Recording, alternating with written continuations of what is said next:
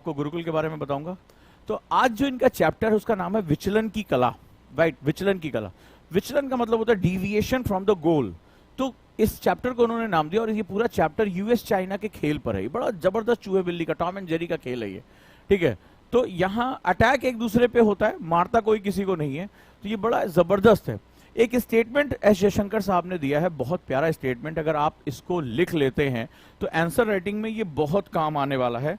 Right, बहुत प्यारा statement है। Please try to write this statement.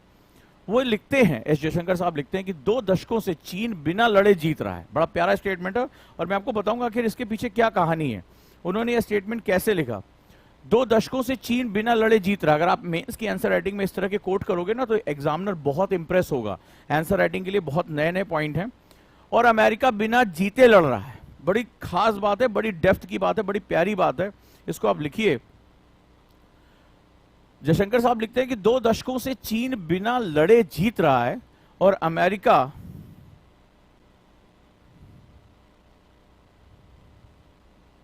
बिना जीते लड़ रहा है। For 2 decades, China had been winning without fighting. For 2 decades, China had been winning without fighting, while China had been winning without fighting, while the US was fighting without winning.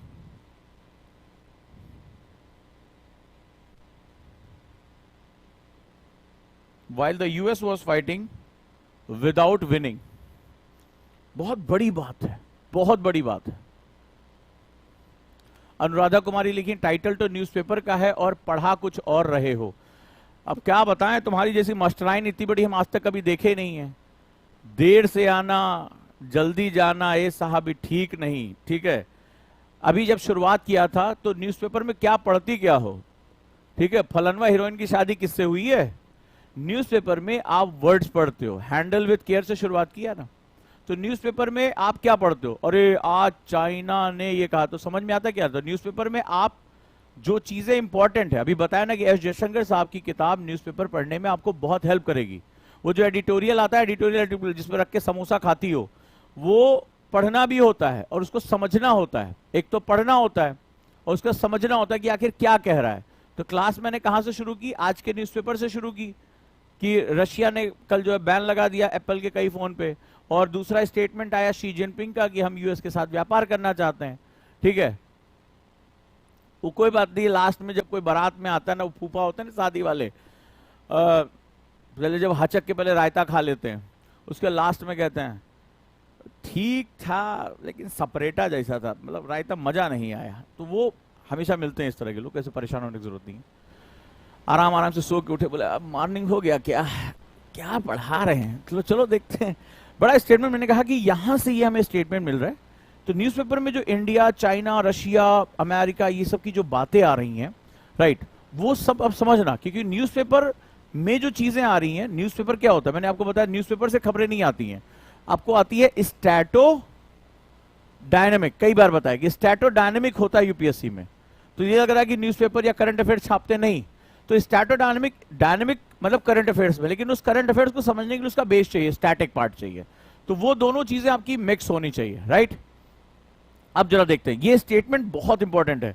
अगर exam में आ जाता है US China trade war, इससे पहले trade war के बारे में बात किया था, राइट, तो ये स्टेटमेंट जरूर लिखना।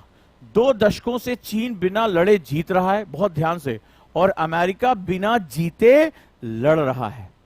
ये इतना गहरा स्टेटमेंट है, इस कहानी को समझने के लिए तुम्हें थोड़ा सा पीछे जाना पड़ेगा।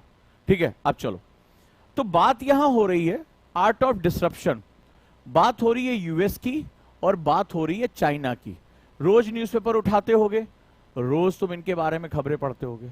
यहां हम खड़े हैं, ठीक है, इंडिया, हम किताब का नाम हमारा द इंडिया वे, हम रोज खबरें पढ़ते हैं। हमारे सिलेबस में क्या दिया हुआ है, हमारे सिलेबस में दिया जहां भारत, हमारा जो सिलेबस है वो क्या है, अगर आप प्री का सिलेबस देखोगे या मेंस का सिलेबस देखोगे, तो इसमें तुम क्या देखोगे, सिंपल सा, कि इसमें जो सिलेबस आप देखोगे ध्यान से, वो सिलेबस ये होगा कि जहां भारत और भारत की interest, India and their interest involve होगा, वही तुम्हारा सिलेबस होगा।